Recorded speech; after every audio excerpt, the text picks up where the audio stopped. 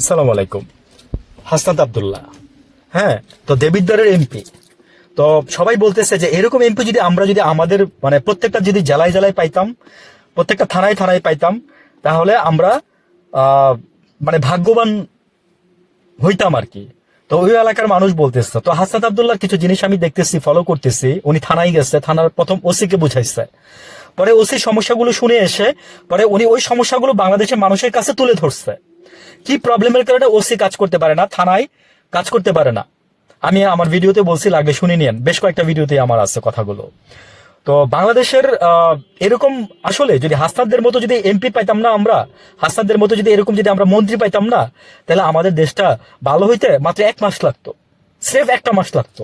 বলবো যে তারেক জিয়ার কাছে মানুষের এই জুলাই সমাপ্ত হওয়ার পরে যে মানুষের মনে যেরকম আকাঙ্ক্ষা ছিল, হ্যাঁ, মানে তারেক জিয়াকে মানে মানে সরকার গঠন করে পরে মানুষের মধ্যে ওই রকম আকাঙ্ক্ষা ছিল। কিন্তু তারেক তারেক রহমান, আপনি কি করতেছেন? অন্তত আপনার বাবা মার সম্মানার্থে আপনি ভালো কাজগুলো করে যান। দয়া করে আল্লাহর রস্তে আমি আপনার কাছে হাত জোর কর জোর করে বলতেছি যে আল্লাহর রস্তে আপনার বাবা মার দোহাই দিয়ে বললাম যে কাজগুলো করে যান দেশের মানুষের জন্য। দেশের মানুষ আপনাকে মনে রাখবে, দেশের মানুষ আপনাকে মনে রাখবে। আপনি জানেন তো যে এই দেশের মানুষ খুব বেশি আতিথ্যপরায়ণ, খুব বেশি মানে মানে সহমর্মিতা দিতে জানে, খুব বেশি পরিমাণে মানে আবেগ এই বাংলাদেশের মানুষের। আপনি বুঝতেছেন না যে আপনার মাকে মানুষ কবে মানে আপনার মা মানে কতদিন জেলের মধ্যে ছিল, কতদিন কি সবকিছু আমি এখানে মানে বলতে চাচ্ছি না, সবকিছু এখানে আপনারা জানেন। আপনার মাকে মানুষ কিভাবে ভালোবাসছে আপনি দেখছেন না? হ্যাঁ, তারপরে যদি আপনারা যদি ওই সম্মানার্থে যদি আপনারা যদি এই কাজগুলো যদি না করে যান বাংলাদেশের মানুষের জন্য, আপনারা দায়ী থাকবেন। হাসরের ময়দানে গিয়ে আপনারা একদিন গিয়ে সবকিছুর জন্য একদিন গিয়ে জবাবদিহি করবেন। আল্লাহ বলছে যে কথা দিয়ে কথা রাখবে না।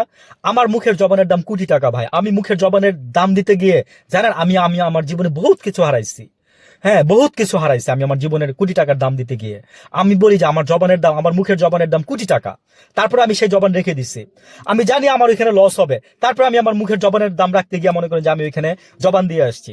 আল্লাহ বলছে হাসরের দিন আল্লাহ বাদী হয়ে নিজে থাকবে যারা নাকি যে কথা দিয়ে কথা রাখে না। বুঝছেন? মানে বুঝেন কথাগুলোর মানে বুঝেন? সেন্স কাজ করে? হিউম্যান বিং সেন্স কাজ করে আপনাদের? আমার মনে হয় না করে। করলে তো আপনারা করতেন ভালো কাজগুলো। আজকে দেশের মানুষের সাথে জুলাই সনদ নিয়ে নিমখারামি করতেন না, বেইমানি করতেন না। ভালো থাকবেন।